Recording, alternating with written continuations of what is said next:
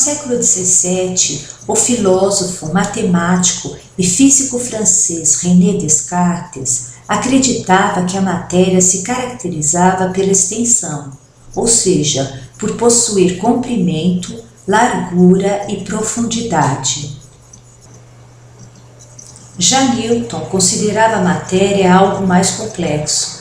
Além da extensão, Newton julgava que propriedades como a massa, a mobilidade, a inércia, a dureza, a impenetrabilidade seriam necessárias para caracterizar a matéria.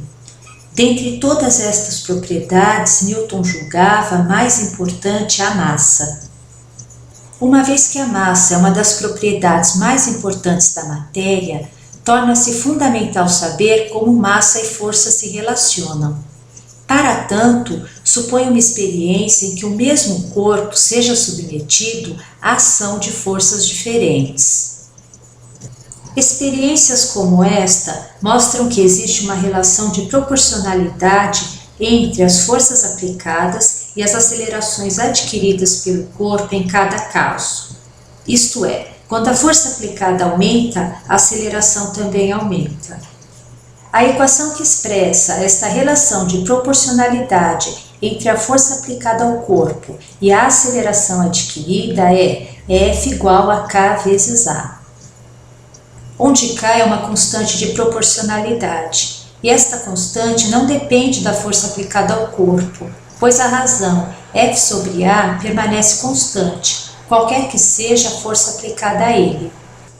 Porém, as experiências mostram que K depende de alguma propriedade do corpo, e esta propriedade não é a forma, não é a cor e nem outra propriedade qualquer, mas somente a massa. Portanto, K é a massa do corpo. Logo, a relação entre força e aceleração é dada pela equação força igual a massa vezes aceleração. Para um caso mais geral, em que várias forças externas atuam sobre o corpo, a equação 1 assume a forma somatório de F é igual a massa vezes a aceleração, onde somatório de F é a soma vetorial de todas as forças que atuam sobre o corpo. Esta última expressão é conhecida como a segunda lei de Newton. Note que a segunda lei é coerente com o enunciado formal da primeira lei de Newton. Isto porque, se a resultante das forças que atua sobre o corpo é nula, então a equação 2 nos diz que o corpo não está acelerado, ele está parado ou em movimento retilíneo e uniforme. Resta agora definir as unidades usadas na segunda lei de Newton. No sistema internacional, a massa é dada em quilograma, a aceleração em metros por segundo ao quadrado e a força em newton.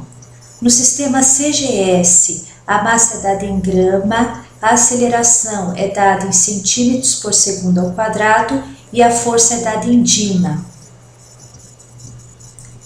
É importante salientar que a segunda lei do movimento de Newton descreve com precisão um grande número de fenômenos. Entretanto, há alguns problemas importantes para os quais a mecânica de Newton não fornece resultados corretos. Se as velocidades das partículas envolvidas forem próximas da velocidade da luz, devemos abandonar a mecânica de Newton e aplicar a teoria da relatividade especial de Einstein. Para problemas na escala atômica, por exemplo, o movimento dos elétrons dentro do átomo, devemos abandonar a mecânica de Newton e aplicar a mecânica quântica. Atualmente, os físicos consideram a mecânica newtoniana como um caso especial dessas duas teorias.